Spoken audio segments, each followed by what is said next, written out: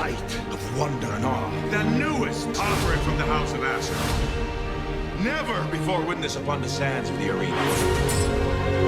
You play a dangerous game, but I'll be peaceful on board. Let the heavens tremble in anticipation of blood and glory! Prepare yourselves.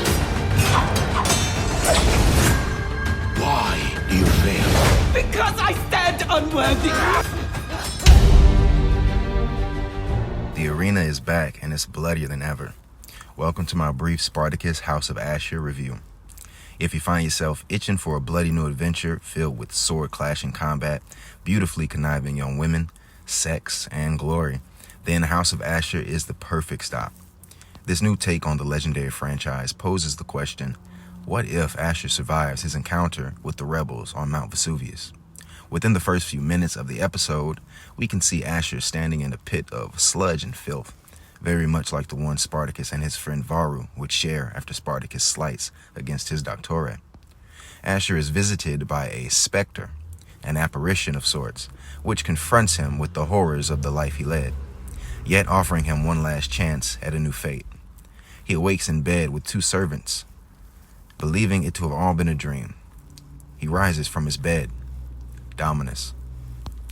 The first two episodes offered all of what Spartacus fans enjoy, an intriguing plot, complex characters that feel real, and the thing that holds it all together, the combat. Combat in these first two episodes would not disappoint. We see a return of classic gladiators such as the Mamillo, also the net and trident wielding gladiator. We also see new forms of gladiators wielding even more formidable weaponry, such as the warhammer. Yes, a warhammer.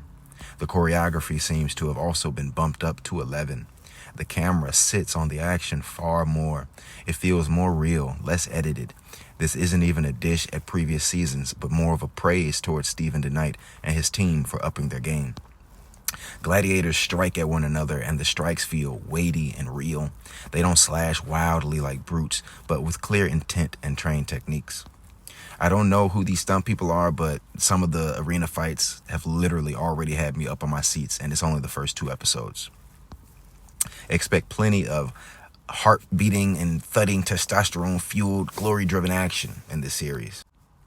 But Spartacus has never just been blood and sand. The heart of the story has always been the warriors who bleed for it, and this time the spotlight falls on a man once mocked, now determined to forge a legacy the world cannot ignore.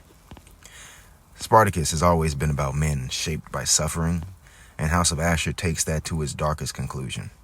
Ashur was once the butt of every joke in the ludus, mocked, crippled, tossed aside as a coward, but survival changes a man, and he usually doesn't forget.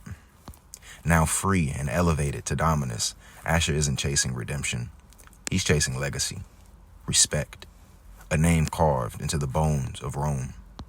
He understands the sands better than any hero who ever did. Where Spartacus had pride, Ashur had fearless pragmatism. Where Crixus demanded honor, Ashur demands results. He will do anything, and he will betray anyone to ensure that he does not fall again. Yet we still see a sort of flicker of the gladiator that he once wanted to be. When Ashur comes across Gannicus' body on the Appian Way, he does not mock him. He does not mock him in any way, shape, or form. He actually offers a moment of respect, a broken acknowledgement of a rival's tragedy. He hated those men, but he understood them. That tiny sliver of humanity makes him such an interesting character.